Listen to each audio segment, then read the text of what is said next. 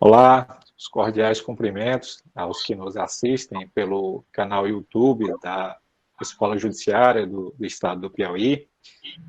Hoje estamos aqui com um tema extremamente palpitante aqui, sobretudo para os colegas magistrados, aqueles que militam na área de execução penal, que é o tema relativo aos reflexos da pandemia na execução penal da pena privativa de liberdade. Nesse sentido, hoje, nós temos aqui um convidado do Estado de São Paulo, um colega, juiz de direito, doutor Henrique Castilho, que é mestre em execução penal, em processo penal, pela Universidade de São Paulo, e juiz de direito também naquele estado.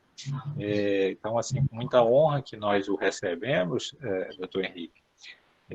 E antes de lhe passar a palavra, agradecer aqui mais uma vez a confiança do nosso diretor da Escola Judiciária, desembargador Fernando Lopes, agradecer a audiência aqui dos colegas magistrados, servidores, alunos, sejam muito bem-vindos aqui ao canal da EJUD. Então, o tema bem palpitante, temos diversos subtemas, por assim dizer, para abordar, e eu passo, então, a palavra aqui para o nosso convidado, doutor Henrique Castilho. Por gentileza.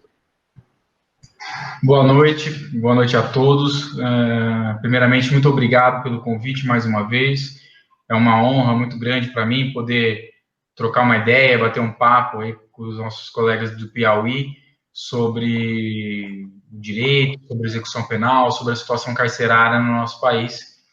Um país de dimensão continental que tem tantas diferenças e dificuldades, mas a gente sempre encontra apoio em todos os lugares que a gente passa. E isso é muito importante, eu fico muito feliz de poder sempre bater um papo e ver como é que funcionam as coisas fora de São Paulo também, sempre que pode estar pela Infam, falando alguma coisa em alguns lugares, para trazer novas experiências e novos caminhos para melhorar o sistema judiciário como um todo. Perfeito. Prosseguindo, como um todo, a gente de meados do começo desse ano, a partir de março, começou a viver a situação da pandemia, do coronavírus aí, que impactou todo o sistema do Poder Judiciário, e não diferente com a execução penal, Temos vários reflexos aí, não são poucos. Vamos falar aí sobre isso, quais são os principais, o que a gente entende que deve continuar, que são mudanças que ocorrem que não estão necessariamente ligadas a um sistema de exceção, no sentido de exceção por conta da pandemia. São questões que a gente entende que podem continuar mesmo numa situação de normalidade. Outras, obviamente, não, que elas vieram por conta da situação excepcional da pandemia e cessando, e que, se Deus quiser que se cesse logo, porque eu acho que ninguém aguenta mais, todos nós estamos já cansados com tudo isso, que possa, e essas medidas, essas outras vão acabar, acabando a pandemia, provavelmente algumas medidas que foram tomadas no curso da execução penal vão cessar. Mas outras são mudanças interessantes que devem prosseguir aí no nosso sistema. Perfeito. Colega, veja só, a execução penal no Brasil é uma matéria delicada, sobretudo para os magistrados que lidam com essa matéria. Eu sei que você lida, colega titular de uma vara de execuções penais aí no estado de São Paulo. O estado de São Paulo, todos nós conhecemos, é praticamente um outro país dentro do Brasil, as dimensões, tudo em São Paulo, os números são estratosféricos, tanto números positivos e alguns negativos, claro, naturalmente, nas demandas sociais, inclusive no que toca à criminalidade, ao número de pessoas que estão reclusas nos estabelecimentos penais. Nós sabemos que no Brasil, ele tem aí um triste ranking, Hoje o Brasil, segundo alguns estudos, está no 3º lugar mundial em número de encarceramentos, né? Nós perdemos aí apenas para os Estados Unidos e para a própria Rússia, né? Estudos aí apontam em torno de 770 mil presos, né? Então, assim, é muita gente no cárcere, e olha que esse número poderia ser bem maior se fossem cumpridos aí todos os mandados de prisão que se encontram em aberto, né? Se não fôssemos considerar as prisões domiciliares, etc, etc. Bom, aí, por que é angustiante a execução penal para o juiz brasileiro? Porque o juiz ele fica refém de condições do poder executivo. É isso? Ele fica refém de condições do poder executivo, desde a estrutura do presídio propriamente dito, da logística desse presídio, do material humano e o papel do poder judiciário. Ele graça aí em torno, mais especificamente, da própria execução penal, né? Da progressão, dos benefícios, enfim, da fiscalização.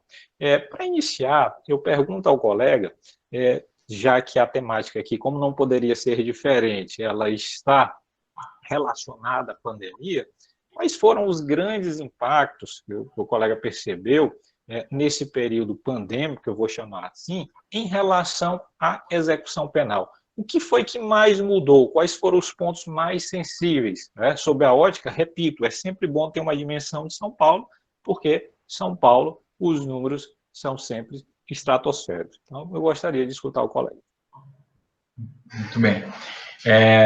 Complementando apenas uma informação que você passou, o Brasil, ele de fato é um dos países que tem uma das maiores populações carcerárias do mundo. Ele pede para os Estados Unidos, para a China também, tem mais encarcerados que o Brasil, mas a China tem mais de 1 bilhão de habitantes, né? Então é natural que ela tenha mais presos que o Brasil. O Brasil está ali com a Rússia também disputando esse lugar, e os Estados Unidos também tem um nível maior de encarceramento do que o nosso. E o que você bem disse, há um número muito grande, aproximadamente uns 300 mil mandados de prisão em aberto. Então, o nosso sistema ele tem um déficit muito grande de vagas. É difícil você imaginar uma unidade prisional que não esteja além da sua capacidade, com a famosa superlotação carcerária, né? Como está de São Paulo, infelizmente, é uma realidade quase que geral. São muito poucas as unidades que obedecem à capacidade prisional. Isso gera diversos problemas, né? Em sede de execução penal, porque você, não muito pouco tempo atrás, mas até um tempo atrás, discutia-se, inclusive, a natureza jurídica do processo de execução penal, se ele seria um processo administrativo, se ele seria um processo jurisdicional, sempre tem aquela teoria mista, né? É um processo que é a mesma coisa, e hoje já está mais solidificado, é um processo jurisdicional, e com razão, de fato é um processo jurisdicional, porque você trata diretamente do status libertatis, né, do cidadão, você julga benefícios que são de respeito com o direito de ir e vir, então é necessária uma atividade jurisdicional, mas, por outro lado, você tem diversas atividades administrativas por em volta disso, né, e que o juiz nem sempre tem controle. A gente tem que ser muito parceiro da Secretaria Penitenciária aqui no estado de São Paulo e em todo o país, eu entendo, né? E, de fato, São Paulo tem números muito maiores do que outros lugares da nação. Tempos atrás, eu fui pelo CNJ como convidado falar, quando se falava pessoalmente ainda, no Espírito Santo, em Vitória, e eles tinham aproximadamente um pouco mais de 30 mil presos no estado do Espírito Santo. Eu tenho 30 mil presos aqui no meu departamento de execução penal, então em São Paulo tem quase 250 e poucos, chegando aos 300 mil presos. Então, de fato, São Paulo tem medidas, tem números superlativos com relação a todas as questões. Mas isso não impede que a gente implemente medidas que dão certo aqui, em ambientes menores, e assim possamos ter melhores frutos. Em execução penal, agora começando a falar diretamente do assunto que você propôs, que é o reflexo primeiro da execução penal, da pandemia na execução penal, e isso eu acredito que não foi em São Paulo, foi no Brasil inteiro, é a questão da prisão domiciliar. Tivemos a recomendação do CNJ, 62, e posteriormente uma liminar do ministro Marco Aurélio, que conclamou os juízes de execução penal a definirem prisão domiciliar aos presos nas mais diversas situações ali. Isso causou uma verdadeira enxurrada de pedidos no processo de execução penal.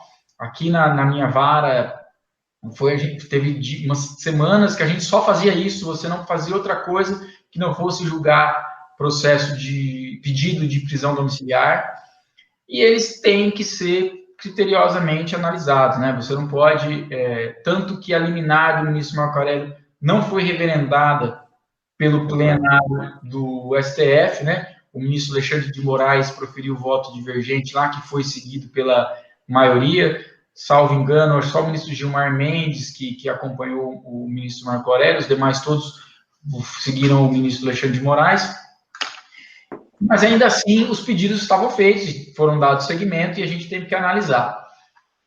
Alguns foram deferidos, quando realmente era uma situação... Acho que o problema maior é a situação de incerteza que todo mundo viveu com a pandemia, né? A princípio dizia-se que o vírus vai entrar nas unidades prisionais, vão morrer todos os presos, então tem que soltar os mais vulneráveis em grupo de risco.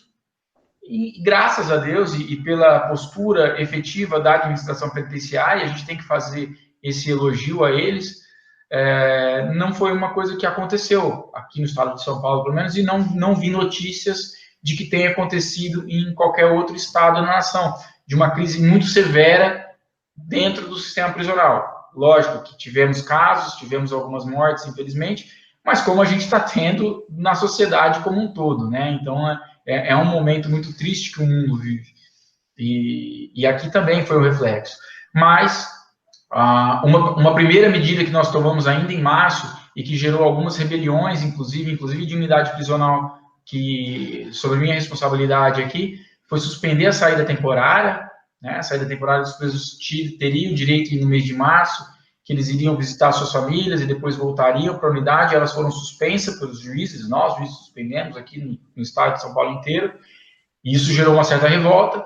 Depois, em junho, suspendemos novamente, mas acho que os presos já tinham um conhecimento maior sobre a situação do país, sobre o que estava acontecendo de fato, e nessa outra suspensão já não tivemos tantos problemas. Com relação aos pedidos de prisão domiciliar, voltando, a única observação que eu faço é que a gente sempre pede relatórios médicos, porque muitas vezes o preso, assim, sou hipertenso, a gente sabe que a hipertensão é uma característica que coloca o sentenciado no chamado grupo de risco. Então, acaso contaminado pelo corona Covid-19, ele teria uma situação de vulnerabilidade maior e poderia evoluir para o óbito por conta dessa doença. Por outro lado, a unidade destaca que todo o tratamento necessário ele está tendo. E se tiver alguma coisa, eles têm espaços para isolamento nas unidades. Todas as medidas foram devidamente tomadas aqui no estado de São Paulo. Hoje, inclusive, final do mês de julho, eu fiz as visitas virtuais, né, que a gente faz nas unidades conversando. O índice de infecção pelo coronavírus ele é muito maior entre os agentes, ou seja, entre as pessoas que trabalham nas unidades, ou seja, que provavelmente contraíram fora da unidade, do que dentro dos presos, que estão lá isolados, de fato, ali entre eles, né? Foram suspensas também as visitas dos familiares, isso é um tema que nós vamos falar, vou deixar para falar no segundo plano, e diversas outras medidas, como a confecção de máscaras nas próprias unidades. Todos os presos receberam diversas máscaras, e foram medidas de higiene como um todo, que fizeram com que o vírus não entrasse com tanta força, por assim dizer, dentro do sistema prisional aqui em São Paulo. No que diz respeito à prisão domiciliar, apenas um ponto interessante de se colocar, eu recebi, por exemplo, às vezes a gente indefere aqui, e os colegas que trabalham com execução penal sabem disso, se a gente recebe muito habeas corpus, né, diversas vezes, às vezes liminar de habeas corpus, e às vezes a decisão é reformada, às vezes pelo Tribunal de Justiça, às vezes pelo STJ, e não se colocava um prazo. E isso é uma coisa que eu sempre notei, assim, não, a situação de pandemia, ela é excepcional e temporária. Infelizmente, a gente não sabe exatamente o tempo, mas você tem que colocar um termo final a ela. Então, eu sempre procurei, ainda que no cumprimento de uma ordem vinda de um tribunal superior ou do Tribunal de Justiça, por 60 dias, por 90 dias, sendo reanalisada posteriormente. Ou seja, as primeiras que foram deferidas, já se passou o prazo, voltaram à conclusão, foi analisado que nós ainda estamos vivendo uma situação muito complicada e foram prorrogadas por mais 60 ou 90 dias, a depender do caso. E isso é importante. Você tem que analisar também as circunstâncias do preso que está saindo. Qual que é? Você não pode analisar a situação da pena dele para você definir ou não o benefício. Eu acho que o benefício ele tem que a domiciliar, ela é deferida aos presos que estão em situação de risco e que dentro do sistema prisional ele não vai ter como ser preservado. Seria melhor ele estar na casa dele.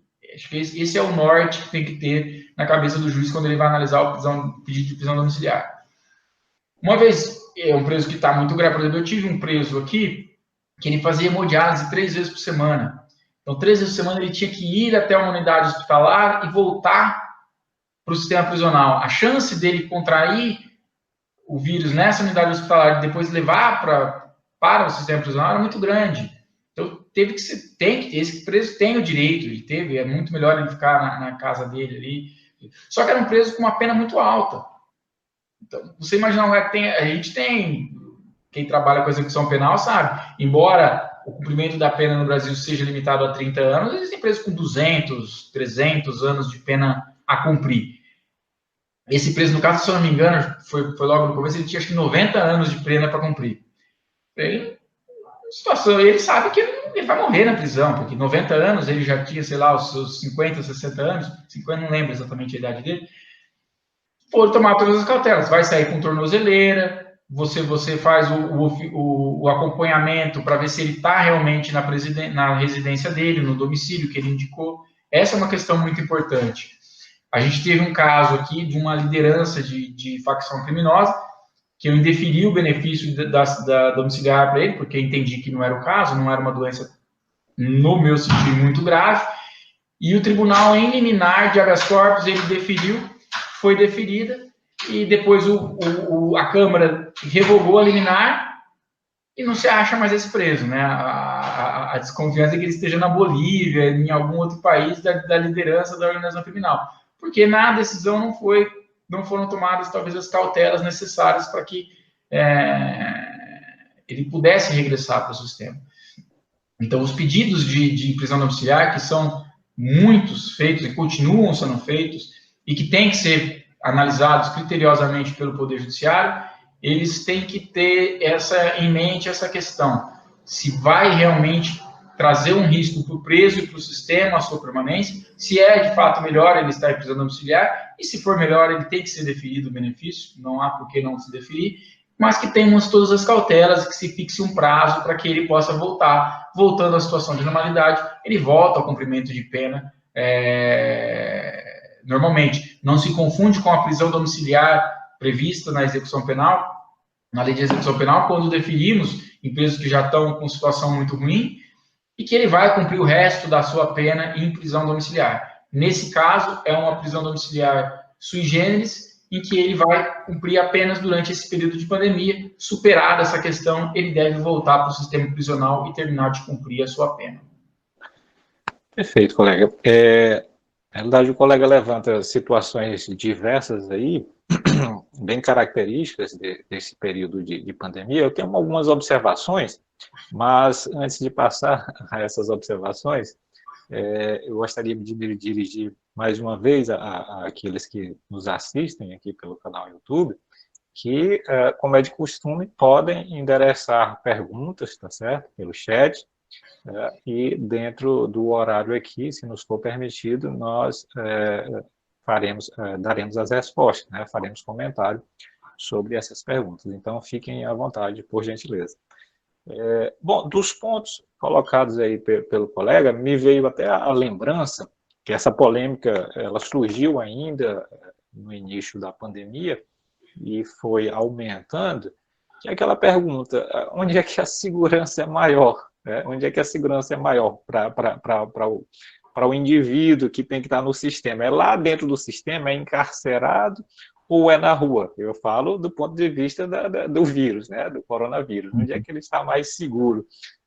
Claro que veio aquela recomendação 62 do CNJ e ela dá uma ideia de flexibilização para o magistrado, para quem lida com a execução penal, tanto em relação ao regime semiaberto, o próprio regime aberto e o livramento condicional, em questão das teleaudiências, né, que hoje é uma realidade durante essa pandemia, provavelmente ficará uma das coisas positivas, né, dessa pandemia, a possibilidade de teleaudiência, da própria questão das visitas, não é isso? O colega colocou no início que que as visitas vêm sendo feitas, né, vêm sendo oportunizadas também virtualmente, né, também virtualmente. Nós sabemos que as visitas no sistema carcerário ela funciona como um fator de estabilização, de tranquilidade para o preso quando ele pode ter contato com a família, com os seus entes. E um outro aspecto também relacionado é que, em alguns estados, o número de agentes, os antigos agentes penitenciários chamados, né, agora policiais prisionais, que esses policiais, o número desses profissionais, em muitos estados, ele é superior ao número de detentos, de pessoas encarceradas. E aí também vem aquela polêmica, pô, será que esse policial ele não está trazendo lá da rua para dentro do presídio ou vice-versa? Enfim, são pontos variados. Eu gostaria que o colega abordasse como tem sido em São Paulo, são 3 grandes situações, por assim dizer. O regime fechado, que eu imagino que seja uma excepcionalidade, a liberação, quando comprovado que o preso tenha contraído o coronavírus. A questão do regime semiaberto, que está lá dentro da regulação, da recomendação 62, e das próprias situações relacionadas ao sistema aberto, ao regime aberto e ao livramento condicional. Eu gostaria que o colega focasse e trouxesse a visão, a perspectiva no estado de São Paulo, como tem sido isso encarado pelos juízes da execução. Sim. Aqui em São Paulo, infelizmente, nós temos muito menos agentes de segurança penitenciária do que presos. Então, eles são um número infinitamente menor do que presos. Assim, você tem uma unidade com 1.000 e poucos presos, com 100 agentes. Assim, muito. Então, há um grau muito pequeno, um déficit muito grande entre esses números. Aqui, eu não sei, aliás, sei mais ou menos da realidade de outros estados, mas aqui a gente conseguiu uma coisa muito importante, que é a automação de 90% das unidades prisionais. E é um trabalho muito legal, que os próprios presos, eles trabalharam para essa automação, eles fizeram reformas nos estabelecimentos, e com isso, o contato do preso com o agente penitenciário, hoje, em São Paulo, na grande maioria das unidades, ele é muito pequeno, é muito pouco. Assim, o preso ele tem muito pouco contato. As celas, é dado uma ordem, o recolhimento, né? Vou citar um exemplo dentre tantos outros. É dada a ordem, o preso tem que se dar o horário, ele tem que se recolher para dentro da cela. Essa cela, ela é automatizada, é tudo de uma central de comando, o agente fecha. Isso diminui o número de faltas graves, porque era aquele momento em que o preso xinga o agente, desrespeita, causa tumulto. Dada a ordem, o preso entra, eles fecham de longe, quase não tem contato. A alimentação, ela é colocada num espaço deles lá, um preso, ele é responsável por recolher e distribuir, enfim, um da por cela, se não me engano, vai distribuindo a comida para os outros presos. Então, esse contato efetivo do preso com o agente, principalmente em termos de propagar a contaminação da doença, ele é muito pequeno aqui em São Paulo. Tanto que, como eu disse anteriormente, o nível de infecção não é uma estatística oficial, eu estou dizendo da unidade que eu fui visitar virtualmente, mas que conversei com o diretor, o nível de contaminação dos agentes era maior do que dos presos. E não está havendo esse repasse, né, essa contaminação para o preso. Com relação ao sistema, ao sistema semiaberto, ele é uma grande incógnita no país, né? Essas andanças aí, eu observo que cada estado funciona de um jeito. A gente tem muito aqui, às vezes, pedido. O preso fala assim, eu quero cumprir o semiaberto em tal estado. Porque, o que acontece? Muitas vezes, o semiaberto, ele equivale ao aberto. Em alguns estados que não tem estrutura de semiaberto. Aqui em São Paulo, não. Nós temos estrutura de semiaberto. Então, ele funciona mais como uma prisão, de fato, do que como um regime albergue domiciliar, como que é a questão do sistema aberto. E apenas um ponto que você falou, que eu acabei não desenvolvendo muito, apenas vou falar porque eu acho muito importante, a questão das visitas. Aqui em São Paulo, a gente não, né? A Secretaria de Administração Penitenciária soltou um projeto que chama Conexão Familiar. Esse projeto tem o objetivo de aproximar o preso da sua família durante esse período da pandemia, que, como dito, ele é fundamental para se acalmar os ânimos na penitenciária e uma questão de humanidade mesmo, né? O preso ele está privado da sua liberdade. Isso não significa que ele tenha que ser privado dos seus laços de afeto e amor que tem com as pessoas que lhe são queridas. E, a princípio, essa conexão era sobrevivida por um e-mail, a pessoa podia mandar um e-mail, era lido esse e-mail para o preso, ele podia responder o e-mail, e, posteriormente, foi implementada o que se chamou de visita virtual, que é uma chamada de vídeo, tal qual nós estamos fazendo aqui nesse momento, em que o preso consegue conversar com a sua família por um período determinado lá, uma visita monitorada, e que faz com que ele mantenha algum contato. Isso eu acho sensacional, eu acho que foi muito bom, só vejo pontos positivos nessa questão. Primeiro porque aqui em São Paulo, a estrutura prisional, o preso, muitas vezes a gente tem muito preso da capital, e aqui nós estamos a 500 quilômetros da capital.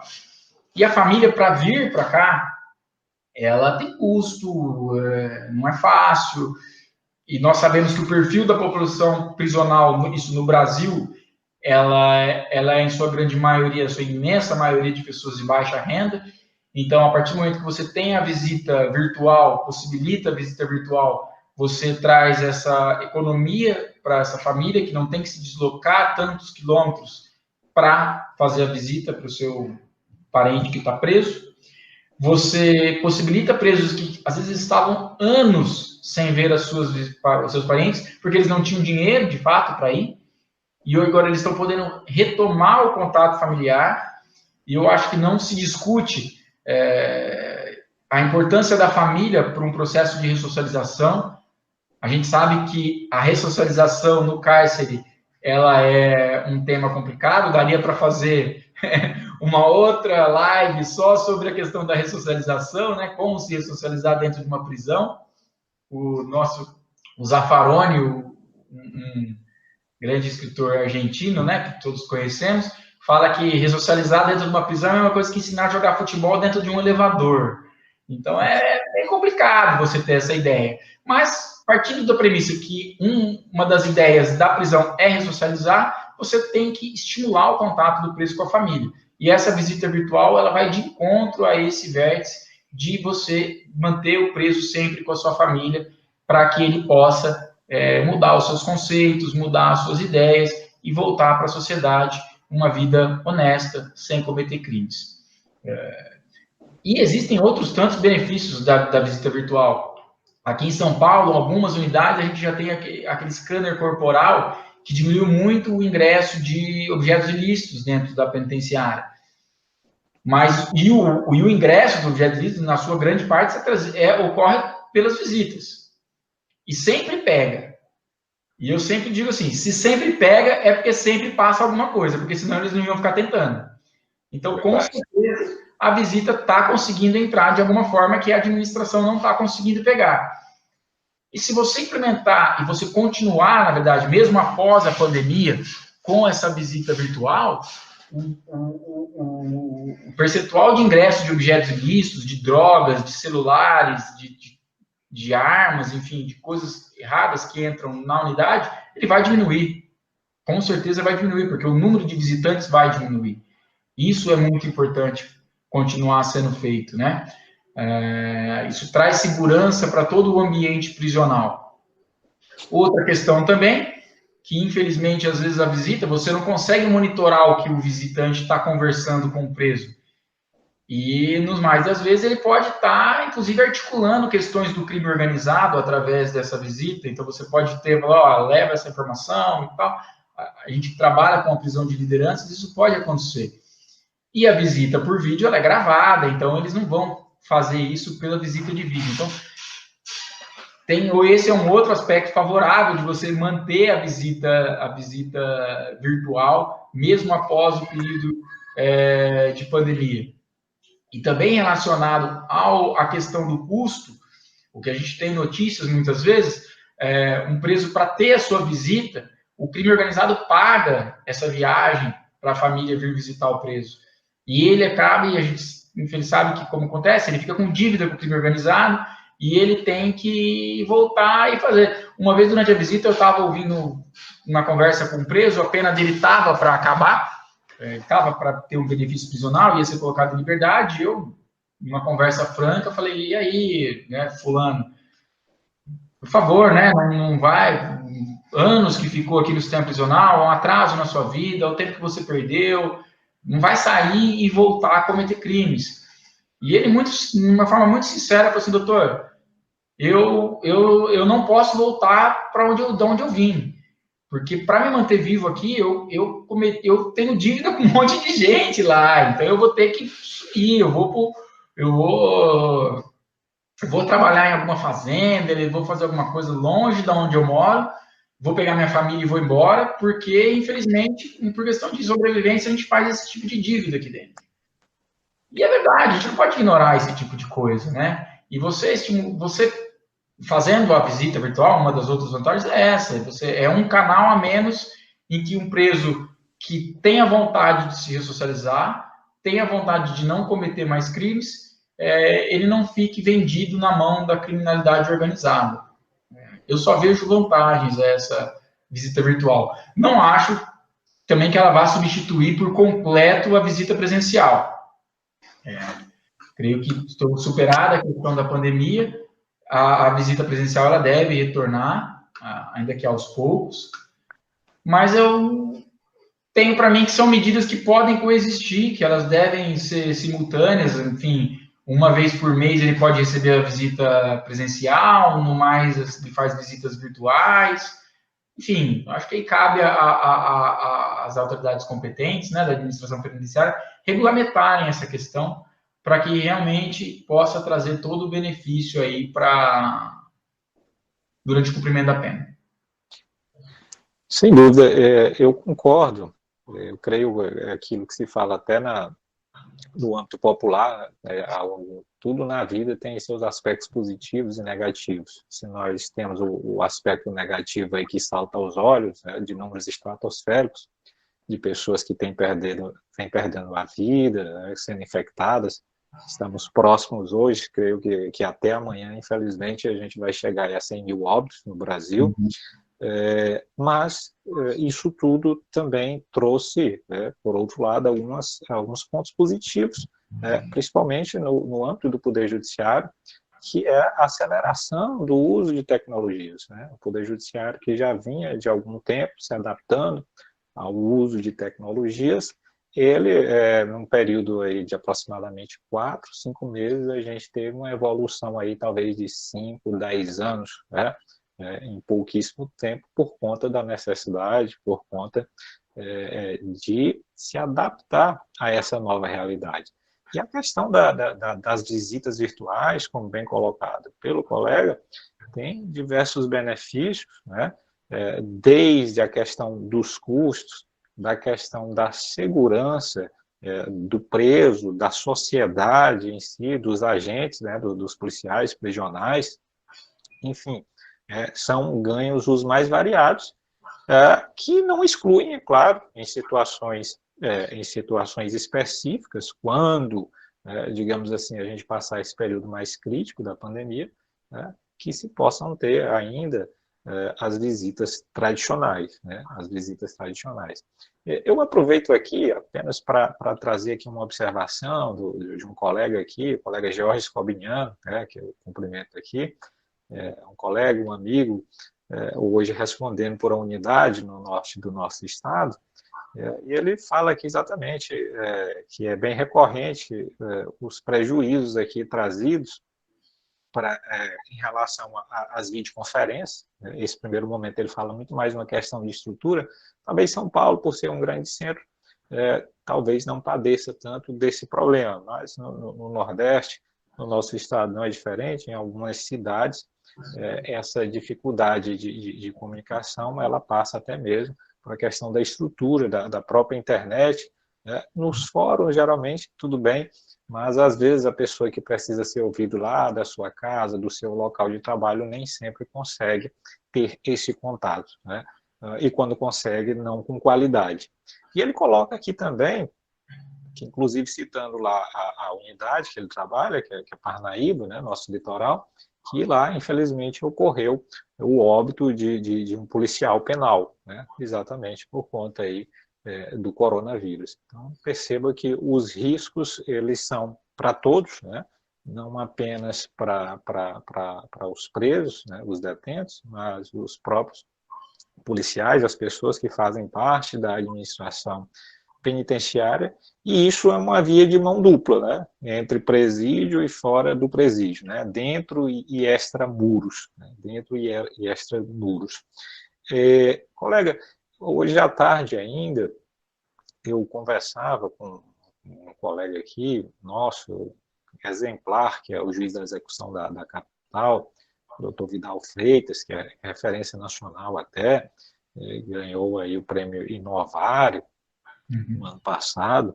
Então, ele que é muito astuto, conhecedor dessa área, é reconhecido, e ele falava aqui, dentro das peculiaridades nesse período, além de seguir essas recomendações do Conselho Nacional de Justiça, ele falava aqui uma especificidade em relação à concessão do regime aberto e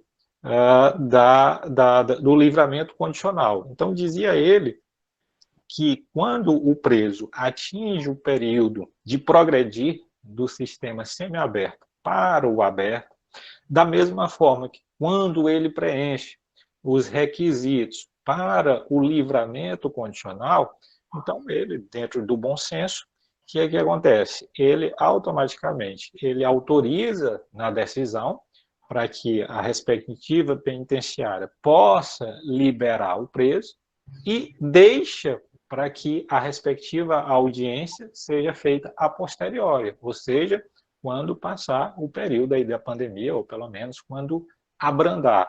E eu achei bastante interessante como uma forma de não prejudicar ou de não trazer um risco maior para esse preso que teria que transitar, que ir para o fórum, enfim, toda aquela situação que nós conhecemos. Então, eu aproveito aqui o exemplo dele para saber, em São Paulo, como tem sido, inclusive um outro ponto diretamente ligado, salvo melhor juízo, São Paulo não adota aquele sistema do CNJ, o famoso CEU, né? Sistema Eletrônico de Execução Unificada. A maior parte do país adota, salvo melhor juízo, São Paulo não simpatizou muito e não utiliza. Então, eu aproveito aí as duas situações, a primeira, que ele faz independente da audiência, e também da unificação do sistema de vocês, tem um sistema próprio, como faz, se o sistema de vocês permite que realmente esses benefícios sejam concedidos, se não da data, em datas próximas. Sim. Nós estamos fazendo, obviamente, nenhum preso está sendo prejudicado, ele é definido, o livramento condicional, o regime aberto. O que eu particularmente faço nas minhas decisões, eu já coloco um termo de advertência escrito na decisão. Então, vai a decisão e, como um anexo, vai o termo de advertência, em que constam as condições para o preso já ter ciência daquilo que ele seria advertido na audiência de advertência, Mas essa audiência, obviamente, ela não ocorre, e ela está suspensa, e o preso vai ser intimado para retornar, para comparecer no fórum quando tudo passar. Acho que é mais ou menos a mesma coisa que deve estar sendo feita aí. Essa presença obrigatória do preso no fórum, para a advertência, nós estamos fazendo por papel, junto com a decisão, você encaminha um termo de advertência para ele, e ele assina, fica advertido ali, que ele não pode, né, frequentar determinados lugares, não pode ficar... cada situação tem recolhimento noturno, enfim. E depois ele vai, quando passar tudo isso, ele vai no fórum e aí vai regularizar, vai ter que ter a presença dele lá e tudo mais. Com relação ao seu... há uma briga aí de administração, né? Que eu não tenho nada a ver com isso. São Paulo tem um sistema aqui que é o SAGE, que é o Sistema de Administração da Justiça, que já há muito tempo, alguns anos, com certeza, aí pelo menos uns 7 anos, talvez, não sei, na execução penal que nós estamos utilizando, e que ele vai bem, vai muito bem. É um sistema muito avançado e tal. E aí tem aquelas questões, eu não confesso que eu nunca estudei os dois sistemas em comparação, né? Eu tenho muito pouco conhecimento sobre como funciona o seu. O SAGE funciona muito bem. Tem aquela questão que o SAGE é uma empresa contratada pelo tribunal, tem um custo para o Estado isso. Por outro lado, o seu seria um sistema desenvolvido pelo CNJ, né? Enfim, não sei. Eu sei que São Paulo não tem mesmo. Ia fazer um projeto piloto, ao que sei foi suspenso, não começou a fazer esse projeto piloto, e, enfim, aí a cúpula, né, a administração do tribunal que vai resolver como vai fazer. Nesse aspecto, eu sou um mero cumpridor de ordens aqui, o que o tribunal, o sistema que mandarem a gente trabalhar, nós vamos trabalhar. E voltando um pouco às mudanças, né, a mudança que veio evoluindo nos anos, em alguns meses aí, a questão da videoconferência e tudo mais, a gente que tem então um pouco, né, mais de década e meia aí de magistratura, eu lembro que chegava na comarca, meu concurso é de 2005, eu chegava na comarca, vinha aquele diário oficial dessa grossura, você sujava toda a mão para ler, você já era de 2 dias atrás, e aí depois começou a ser o diário oficial digital, que você começou, o processo era todos físicos, você fazia sentença, você tinha que imprimir 4 cópias, uma ia para o livro de registro de sentença, uma ia para o processo, outra era para intimar a parte, outra para... Nem lembro mais para que era aquele monte de cópia de sentença. Coisas que hoje não existe mais, né? O processo digital, tudo não existe nem papel, mas, enfim, a gente está trabalhando num ambiente muito mais de acordo com a modernidade, com os meios que são dispostos para que o trabalho seja muito mais célere, inclusive, né? Porque você dispensa muito... O computador faz muito mais funções do que o que seriam típicas do servidor. E com isso, as resistências elas têm que ser quebradas aos poucos. Quando começou o processo digital, não sei exatamente quanto tempo, mas já faz alguns anos que começou o processo digital aqui em São Paulo, eu me lembro de chegar no fórum, tinha juiz que imprimia o processo, né? Tipo, que é um absurdo. Ah, não, eu não consigo ler, me confundo tudo, eu imprimo. Eu falei, que absurdo, como isso, né? A gente sofre um pouco no começo, toda mudança exige um pouco. E eu acho que esse home office foi isso. Todo mundo está acostumado a ir para fora trabalhar de lá e de repente você tem que trabalhar na sua casa, é diferente. Você vai ouvir as testemunhas, é complicado.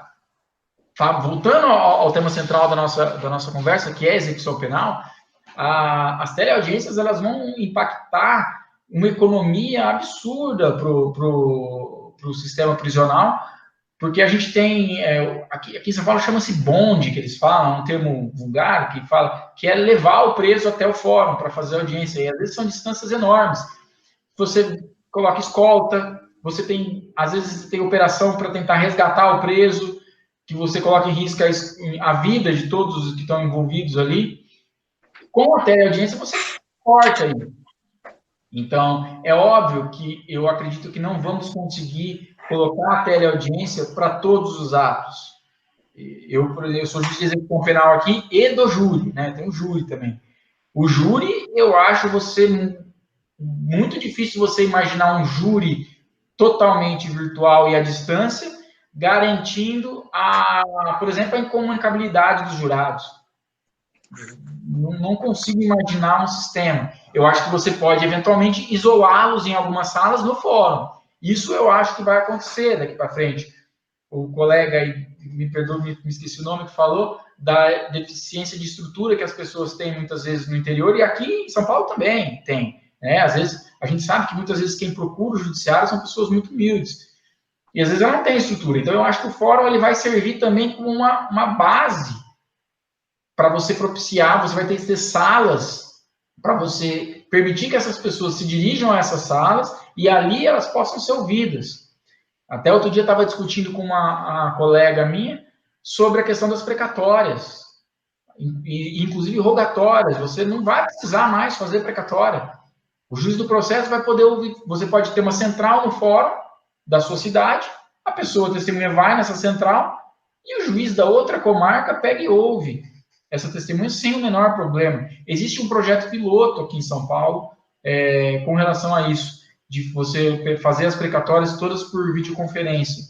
Eu acho que é uma realidade que vai acabar acontecendo também. E eu acho que vai caber ao Poder Judiciário, ao Poder Estatal, dar estrutura a quem não tem. Ninguém pode ser prejudicado. Alguns colegas têm relatado alguma dificuldade de fazer audiências de conciliação por videoconferência, que a pessoa não tem, os resultados não têm sido tão satisfatórios, mas é aquilo que a gente falou, não é para tudo agora vai ser virtual, acho que ainda muita coisa vai ser pessoal, mas muito acho que vai poder se mudar. E a oitiva de presos, eu acredito que 90% dos casos é possível você fazer a oitiva. O Estado de São Paulo está investindo em estrutura nas unidades prisionais.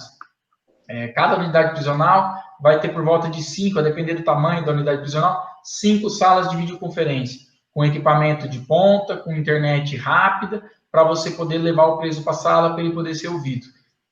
Com certeza, economia de 1 ou 2 meses que eles gastariam de combustível, de mão de obra, para levar esse preso para os fóruns, você paga toda essa estrutura. Se você fizer um estudo, certamente isso vai ser alcançado em qualquer estado da nação. Piauí, como eu te disse, é um estado grande, né? A gente conhece, e com certeza tem grandes deslocamentos de presos também, muitas vezes, para julgamentos. Isso vai gerar uma economia absurda para o estado, né, do Piauí. Então, eu acho que é uma política governamental que tem que ser implementada, não cabe ao judiciário, né? Cabe ao Poder Executivo, mas os governantes vão ter que enxergar dessa forma, né? A economia que vai gerar para todo o cofre público você implementar esse sistema de atendimento que você propicie a oitiva por videoconferência com qualidade, né? Não adianta você fazer um sistema que não vai funcionar. Tem que ser um sistema que funcione, senão vai cair no desuso, os colegas não vão querer usar, com razão, não vão querer optar pela videoconferência, os advogados, com todo o direito, vão ser contra a videoconferência em alguns casos, mas cabe fazer o aparelhamento adequado. Por exemplo, eu tenho atendido diariamente advogados por chamada de vídeo, que não se fazia antes, né? A gente tinha que ir, e às vezes o advogado vinha de outra cidade, todos estão elogiando a medida, falando assim, tanto que eu já falei, mesmo depois, ainda que o tribunal não regulamente, eu pretendo continuar com essa possibilidade de criar esse canal de receber os advogados por videoconferência. Porque você marca um horário, ele entra, conversa, fala sobre o processo, é o advogado do processo. Aqui tem muito, não sei se aí, eles às vezes contratam um advogado para o ato. A função do advogado é ir até o juiz para despachar. Se você pergunta um pouquinho a mais do processo, o advogado já não sabe. Não é culpa dele, é porque ele foi contratado só para ir lá despachar, ele não tem o conhecimento do caso profundamente. Ao passo que se você conversa com o advogado do processo, que sabe, ele vai poder esclarecer o que ele quer, né? A razão dele querer conversar com o juiz vai ser muito melhor esclarecida. Essa é uma outra ferramenta que eu acho que tem que continuar e vai ser bom para todo o sistema do judiciário nacional. Eu concordo com o colega, eu penso que o uso das tecnologias, não apenas no Poder Judiciário, mas na administração de um modo geral, é um caminho sem volta, né, por conta dos ganhos. Isso não significa abandonar métodos tradicionais, ou pelo menos aí um sistema híbrido, por assim dizer. Mesmo antes da pandemia, eu já era um entusiasta da questão das videoconferências. Aqui no nosso tribunal já tinha regulamentado nós tínhamos em algumas unidades, embora com resistência da Secretaria de Administração, ou seja, resistência do Poder Executivo em fazer um investimento pequeno que terminaria sendo extremamente vantajoso, Sim. Pelo que o colega já colocou, que é uma realidade. A partir do momento que se evita deslocar o preso até o fórum, você está economizando combustível, você evita o risco da população, dos próprios agentes penitenciários e não raras vezes do próprio preso. Né? Aqui, graças a Deus, é um estado mais tranquilo da macrocriminalidade, mas a gente sabe que nos grandes centros, como São Paulo, muitos desses presos eles são jurados por outras facções. Então, de repente, naquele deslocamento é a oportunidade que o oponente, que o cara da outra facção está esperando para fazer um atentado e, de repente, tirar a vida. E não raras vezes, se isso vem acontecer, não tira a vida só do preso, coloca em risco os policiais, prisionais e a sociedade. Então, assim, eu percebo que os ganhos são os mais variados com a possibilidade da videoconferência, é claro, com todas aquelas reservas, sobretudo da defesa, o colega também colocou, a gente sabe que a defesa não vê com bons olhos, mas, de novo, a pandemia veio para quebrar paradigmas. Né? Hoje, inclusive, eu participo de um grupo nacional, da Escola Nacional, do qual eu sou tutor, e a gente discute lá em um dos grupos, e é feita, inclusive, essa diferenciação entre a videoconferência e a teleaudiência. Né? A videoconferência, naquele sentido de que, digamos assim, os atores eles permanecem lá na sua unidade prisional e apenas o réu, uma testemunha, eventualmente, o réu no seu interrogatório é ouvido de um outro lugar, mas os atores ali, o juiz, o Ministério Público, Defesa, eles estão presentes no fórum. Na teleaudiência, que é uma realidade agora da pandemia, na teleaudiência não. Esses atores não necessariamente estão no fórum, estão nas suas casas, estão nas suas residências, ao passo que o preso está lá na penitenciária, a testemunha eventualmente se desloca para o fórum, ou se tiver uma estrutura mínima, leia-se um celular e a internet, ela pode ser ouvida de casa, né? A comodidade de não ter que deslocar, de não ter que gastar com transporte e economizar tempo, né? Sobretudo. Então, penso que realmente essas tecnologias, essas possibilidades que se abrem, são um caminho sem volta. É uma pena, o colega sabe disso também, muitos magistrados têm lamentado que o CNJ ele tem resistido à implementação dessas tecnologias em relação à audiência de custódia, não é isso? Em relação à audiência de custódia, há a resistência, prefere-se, o que muitos não entendem, prefere-se que não haja a audiência de custódia a ter que ocorrer pela teleaudiência. Assim, uma coisa não muito compreensível, pelo menos para mim, a gente respeita, é claro, mas fica sempre essa dúvida. Queria aproveitar aqui, tem algumas manifestações, vou passar aqui para o colega. Inicialmente, a Maria Arruda, eu cumprimento, foi minha aluna na graduação. Eu creio que, inclusive, a gente já respondeu de algum modo. Ela diz, levando em consideração a situação do nosso país, há como continuar investindo nas visitas virtuais, tornando como permanente? Eu creio que, de alguma forma, a gente já tocou aqui nesse ponto. Eu espero, sinceramente, que continue, viu? Embora todas as resoluções aqui do Estado de São Paulo, não tenho o menor conhecimento dos outros estados, as resoluções elas têm saído como sendo uma coisa precária, assim, provisória. Mas nada impede que no futuro eles mantenham isso aí de maneira híbrida, né? Como a gente já falou aqui, que não se proíba mais a visita presencial, mas que ela conviva com também a virtual. Exatamente. O Marcos Araújo, ele direciona aqui, ele diz, doutor Henrique, o doutor Henrique citou o caso de um preso condenado a 90 anos, que desapareceu. Este é o risco que todos estão submetidos ao se conceder a prisão domiciliar por conta da pandemia.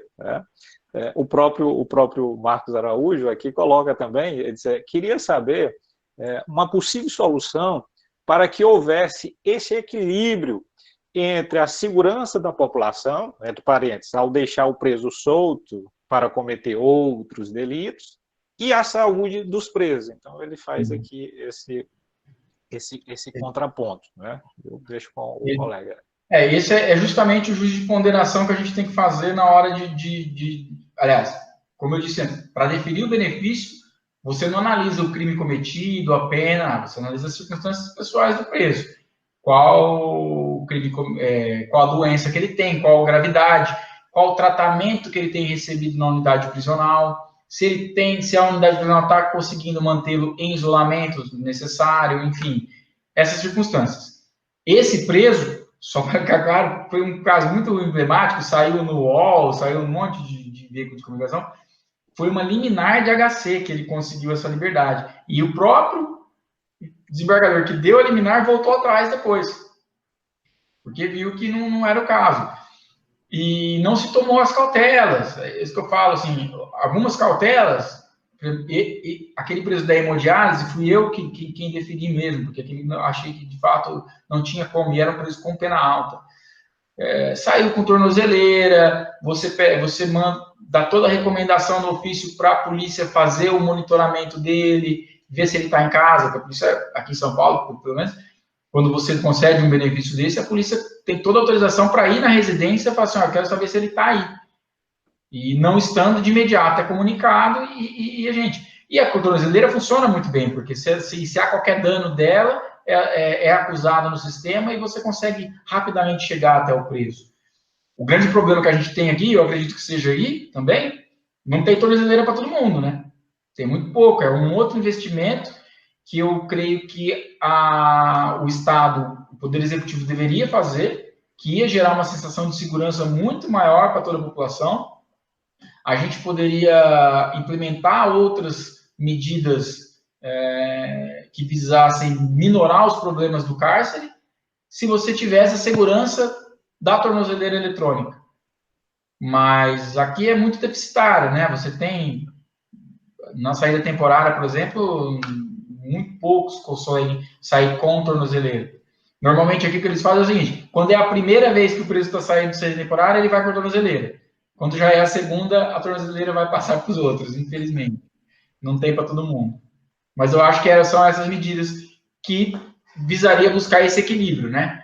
De você garantir que esse preso, de fato, fique na residência dele. Óbvio que a gente não tem como garantir 100%, sempre vai ter a possibilidade do preso fugir, e aí você expede o mandado de recaptura, e uma hora ele vai ser preso, né? Tomara. Esse problema, inclusive, da tornozeleira, eu creio que seja nacional, tanto na dificuldade de aquisição, quanto a dificuldade de fiscalização, às vezes as pessoas não compreendem, sobretudo o papel do Poder Judiciário, dentro daquela ideia, no âmbito ainda do preso provisório, como medida cautelar, não é isso? Diversa da prisão, lá nos termos do 319, e no âmbito da execução, com uma forma também de se acompanhar o regime aberto, eventualmente o próprio livramento condicional.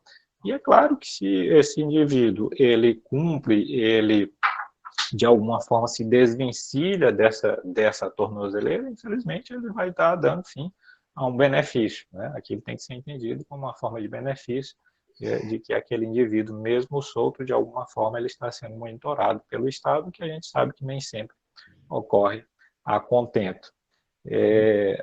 Uma participação aqui, creio que seja uma servidora muito estimada, Maria Lília Carvalho, eu agradeço aqui pela participação, ela diz: a pandemia, inusitadamente, acabou por trazer a revisão de todas as formas de estabelecimento de interações entre as pessoas, inclusive no campo da prestação jurisdicional, o que é uma realidade dentro daquilo que falamos.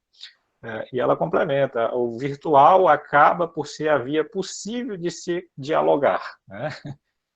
Contraditoriamente, termina por facilitar esse contato, essa interação, e a resolução de algumas querelas, e aqui se fala não apenas no campo penal, da execução penal, mas nas relações civis, né? Nas relações de um modo geral, não é isso? Colega, infelizmente o tempo passa rápido aqui, né? O tema é palpitante, daria aqui para a gente ainda falar por muito tempo de outros institutos, de outras situações que estão envoltas do tema da pandemia e da execução penal. No entanto, o nosso tempo aqui se esgotou, né? Eu gostaria, então, de passar a palavra para o colega para fazer suas considerações derradeiras, por gentileza. Obrigado. Como você mesmo disse antes, mudou-se o paradigma do mundo, né? Agora a gente está vivendo e as coisas vão ser assimiladas de uma outra forma a partir de agora. Eu espero, sinceramente, que os órgãos de gerenciamento, os órgãos de gestão, tenham essa visão, né? Como a gente disse um pouco antes de entrar ao vivo, antigamente, juiz que trabalhava em casa não trabalhava, né? Era não trabalhar. Você era, com perdão da palavra, era o vagabundo, o juiz que ficava trabalhando em casa. Hoje, o juiz, que eu digo o funcionário público do modo geral, né? Não só o juiz. Hoje, você trabalhar de casa é você estar de acordo com a nova ordem mundial de trabalho. Você consegue. E é muito fácil você controlar a produtividade. Hoje é tudo no sistema, é tudo digital, está todo mundo trabalhando. Nós estamos desde março aí no sistema de trabalho remoto. Aqui em São Paulo agora vai começar a voltar de uma forma de rodízio, escalonando. E as coisas estão andando. Os processos não estão parados. A população, o jurisdicionado não tá alheio. Como eu disse, uma ou outra coisa, o júri não tem feito mais. Algumas coisas não estão conseguindo desenrolar. Mas a maioria das coisas estão indo bem. E isso prova que mudou o norte.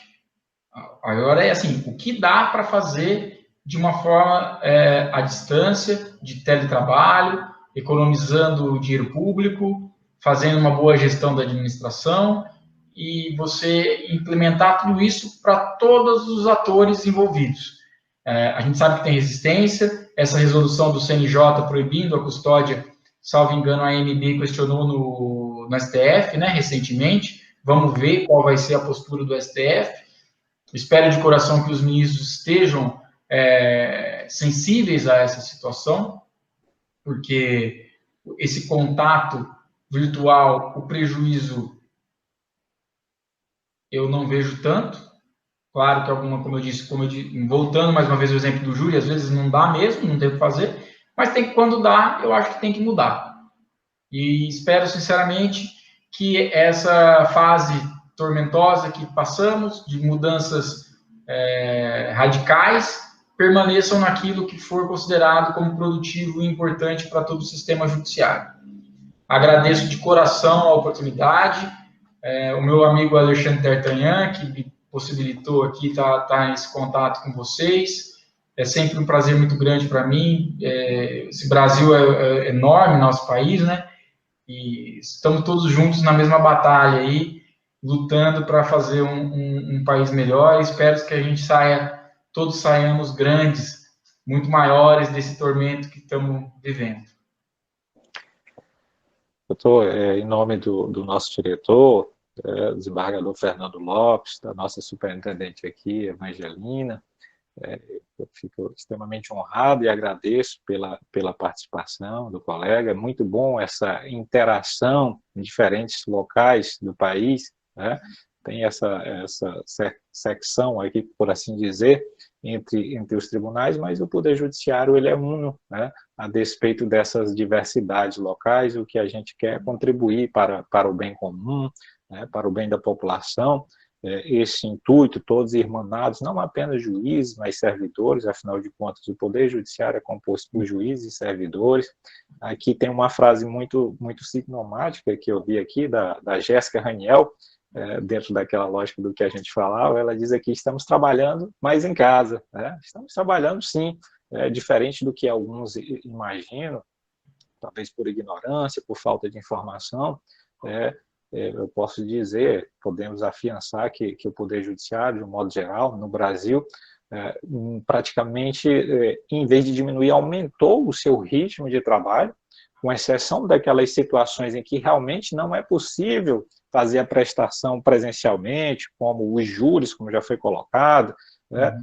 Algumas audiências específicas, mas audiências com réus presos, estamos fazendo pelas teleaudiências, aqueles processos que se encontram conclusos, processos para se movimentar através de despacho, decisões, e o que a gente tem visto no Brasil todo, aqui no Piauí tem sido dessa forma, São Paulo certamente não é diferente, foi um aumento exponencial da produtividade, né? Um aumento da produtividade que se reveste em quê? Exatamente.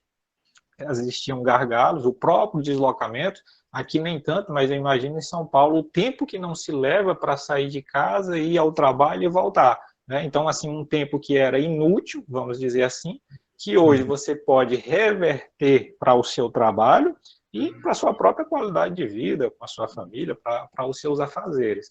Então, home office, da forma que já existia lá fora, agora a gente enxerga com outros olhos, e isso é um ganho de produtividade, e isso aumenta a eficiência do Poder Judiciário para o quê? Para com o seu público, que é a sociedade, que espera uma boa prestação jurisdicional, que possam ser atendidas as suas demandas a contento. Então, colega, mais uma vez, fica meu agradecimento, fica o agradecimento aqui a todos os que nos acompanharam aqui pelo canal da EJUD, tá? Muito obrigado pela participação, daqueles que estiveram acompanhando, que mandaram as suas perguntas, e até um próximo encontro. Um forte abraço a todos. Um abraço.